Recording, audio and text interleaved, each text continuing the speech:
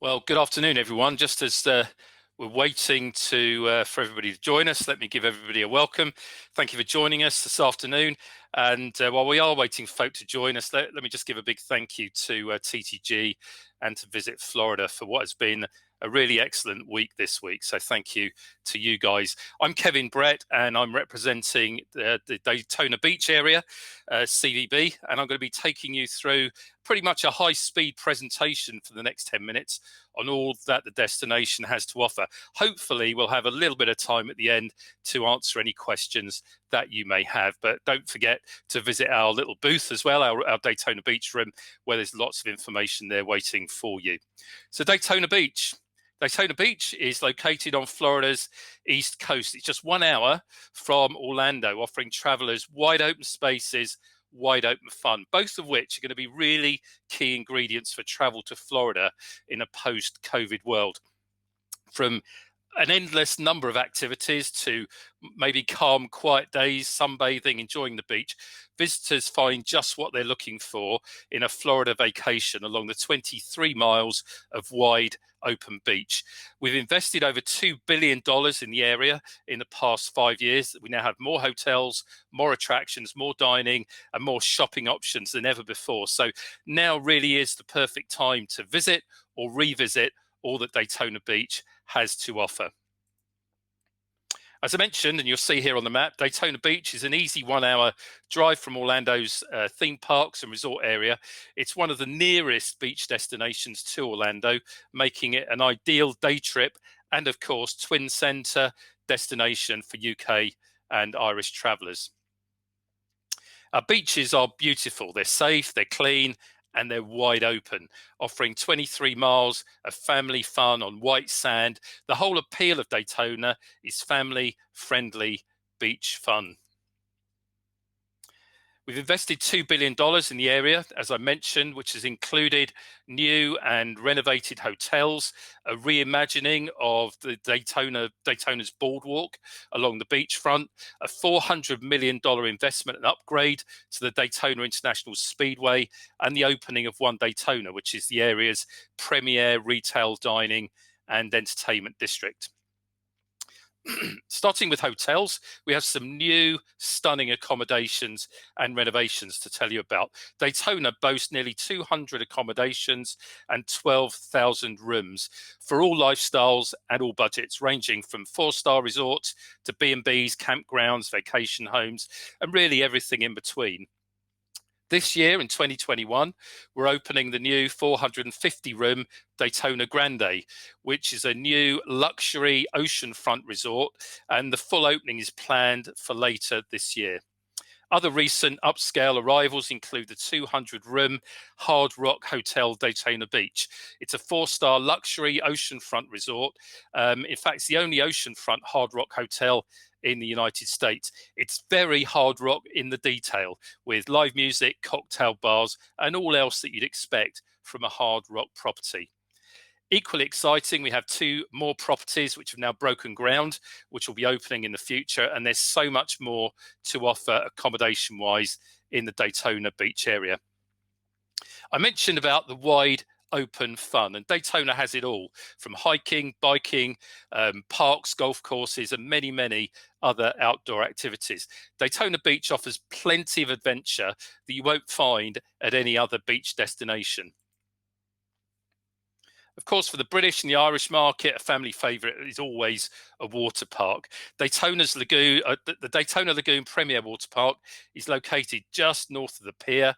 It's steps from the beach, and it's completed a $1.5 million improvements in 2019, including a new wave pool, new arcade games, 2 new water slides. These feature along with mini golf, golf carts, or go-karts rather, mega arcade, and an indoor ropes course. And it really is an all year round indoor attraction and outdoor, of course. For other outdoor adventures, you can zip through the treetops at the Daytona Beach Zipline Adventure, try a speedboat or a jet ski adventure, try new heights with parasailing, or even the adrenaline pumping experiences on the thrill rides at Screamer Parks. And you've got to try the slingshot if you go there. You can also get out on the water with fishing, boating, paddleboarding, kayaking, sailing, and back on land. We've got some phenomenal biking and hiking trails. Not to be missed, I really do want to call this one out, is a visit to the Marine Science Centre, which you'll see in the pictures on the left-hand side. And here you can discover and learn about the area's rich marine life, including viewing seabirds and sea turtles in rehabilitation. There's a hands-on teaching lab and an opportunity to feed stingrays, just amongst many other things that you can do there. And for a taste of real America, you can even see a live baseball game at the Jackie Robinson Ballpark right here in Daytona Beach. Now, I bet you didn't think of Daytona Beach when it comes to art, culture, and history, but we have it. At the Museum of Arts and Sciences, guests can walk through galleries featuring everything from art to industry to prehistory, and includes the largest collection of Florida art in the world. The Halifax Historical Museum digs deep into Daytona Beach's rich and colorful past. Downtown Daytona Beach or downtown Ormond Beach will take you through an abundance of other art galleries and public art, with many, many more nearby. One of the highlights is the Ponce Inlet Lighthouse, which is a National Historic Landmark. It's just a few miles south of Daytona Beach, and it's home to the tallest lighthouse in Florida and the second tallest in the United States. And a visit to a lighthouse, rain or shine, is always a cherished experience. Now, we've already shown you a lot that Daytona Beach has to offer, and I've hardly mentioned the Speedway yet. So here we are, Daytona International Speedway. A recent $400 million redevelopment has transformed the Speedway into a state-of-the-art motorsports facility. Known as the World Center of Racing, you can get your hands on race day tickets, firstly, during the season, and those take place throughout the year. Don't miss as well the track tours, which operate every day to take you around the circuit. And of course, visit the Motorsports Hall of Fame to experience spectacular displays which honor all forms of motorsport, from stock cars, sports cars, motorcycles, drag racing, land speed records, power boating, and aviation. So there's a lot to do and a lot to see. But if your need for speed is not fully satisfied, then you can get behind the wheel of an actual racing car yourself with the NASCAR racing experience and take your own laps around the 2.5-mile circuit. The Daytona, of course, is where it all began, not in a stadium, but on the beach in 1902 when racing first started, right here on the beaches at Daytona Beach. It's also where Sir Malcolm Campbell broke the land speed record at nearly 300 miles an hour in his Bluebird 5. And the Bluebird 5 is now on display at the Motorsports Hall of Fame as well. Right across the road from the International Speedway is One Daytona. It's actually connected by a footbridge over the top, and it's a new world-class retail, dining, and entertainment destination, which boasts 2 hotels, new to market and exclusive shopping, and an appetizing collection of dining options. It's an ideal spot as well to gather before or after a visit to the Speedway, which, as I said, is just over the road. For golf lovers, well, Daytona's tees up for a perfect golf getaway. It's ranked in the top 15 places to play golf in the United States. With year-round affordable green fees, visitors can choose to play at over 20 courses, including the LPGA International, where the pros play. Climate-wise, it's a great destination for golf. Even in the winter, in December, the average temperature is 72 degrees. So it's a great climate for playing golf, and not as humid as the inland golf courses during the summer. For shopping, I've already mentioned One Daytona, but additionally, there are many other great shopping options too. Tanger Outlets, for example, is an open-air centre with 75 of the most popular brand names and designer outlet stores. On International Speedway Boulevard, just over the road from the Speedway, is the popular Volusia Mall, which provides an indoor shopping experience. And the Mediterranean-themed Trails Shopping Centre offers, really, it's like a village stroll experience with popular eateries, shops, and so much more. There are thriving downtown districts also offering eclectic boutiques and eateries, as well as flea and farmers markets located throughout the area. And I couldn't finish the presentation without filling our stomachs. So to dining, Daytona Beach is bursting with many options to suit everybody, quite frankly. We've got traditional and ethnic eateries, as well as waterfront restaurants, and also a vibrant social atmosphere along the Daytona Beach Ale Trail, which I'm really looking forward to when the borders open again. Here on the Ale Trail, you can sample ales and craft beers at nearly 24 unique local craft breweries, tap rooms, and distilleries, and some of those also offer some outdoor dining options. The other options at Daytona Beach are unlimited, whether you crave filet mignon, freshly caught seafood, Asian fusion, fine dining, or just the good old American cheeseburger. We really do have everything covered, and there's plenty of outdoor dining options to go along with that as well.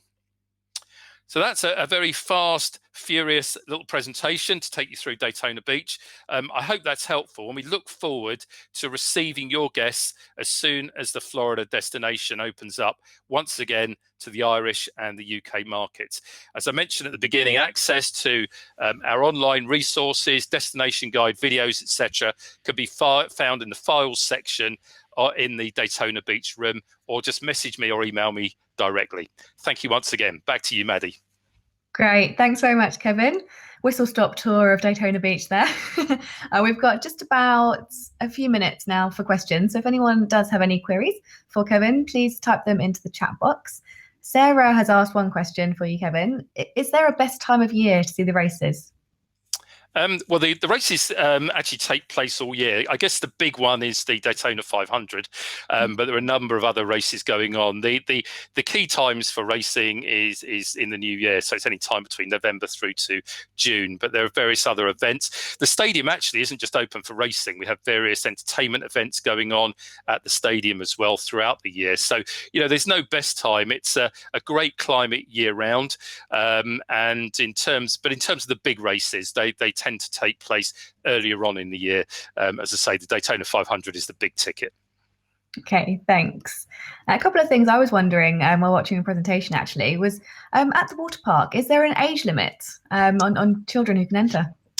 That's a great question. I don't think there's not an age limit because, of course, water parks are for all the family. But there is a website there for the water park. I don't know the exact answer. There may be some height restrictions, etc., for certain rides as there are with other water parks. It will be a case of me checking out the website and coming back on that one.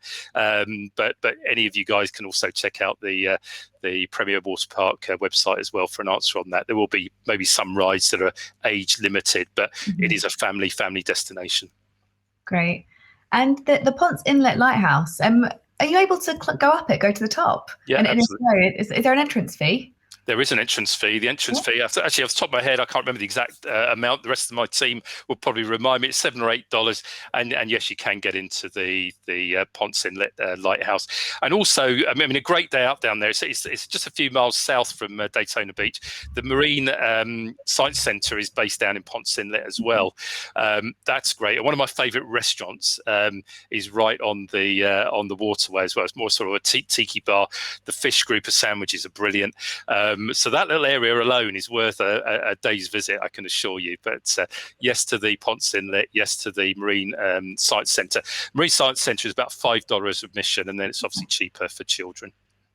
Cool. Margaret's put here, great views from the lighthouse, but you need a good set of lungs to climb it. Certainly do, Margaret. You're right. Yeah, not for the faint-hearted. Yeah, I think we've got time for one more question. I was wondering, what duration would you recommend visitors spend in Daytona Beach? Yeah, I was thinking about that earlier on. What would be the best answer? And there's two ways of doing Daytona Beach. It is really close to the Orlando theme park, so it's a 1 hour drive. So if folk want to base themselves out of Orlando mostly, but want a couple of days out to the beach, then I'd recommend at least a couple of days trip just to get away from the hustle and bustle of the theme parks. But if you want a twin center holiday or even a three center holiday, we'd really recommend 5 to 7 days to do all that there is to do at Daytona Beach, and really to enjoy the rich diversity of amenities, activities, as well as enjoying the beach that you can do there. So it's two ways of thinking about it, really, but certainly about 5 days to a week if you're going for a twin centre.